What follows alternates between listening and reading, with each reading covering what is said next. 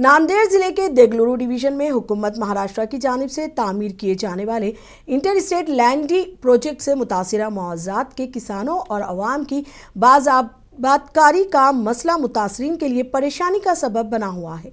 जहां पर इन लोगों को बाज़ाबात किया गया है, वहां पर बुनियादी सहूलियात के फुकदान की शिकायत की जा रही है।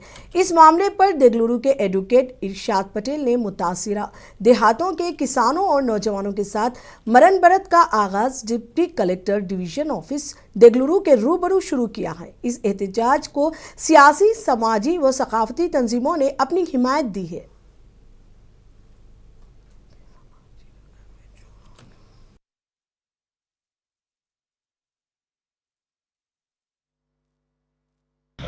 उपोषणाच्या संदर्भामध्ये आज तब्बल आमच्या 11 मागण्या आहेत। त्या मागण्यामध्ये सर्वात महत्त्वाचा मुद्दा आहे तो आमच्या पुनर्वसनामधल्या पाण्याचा मुद्दा, जो की अतिशय घातक अवस्था पाण्याची आहे ती पूर्ण करण्यात यावी। त्यानंतर रस्त्याचा सुद्धा प्रश्न अतिशय गंभीर आहे, तो सुद्धा पूर्ण करण्यात यावा। विजेचा सुद्धा प्रश्न तेवढाच अतिशय गंभीर आहे।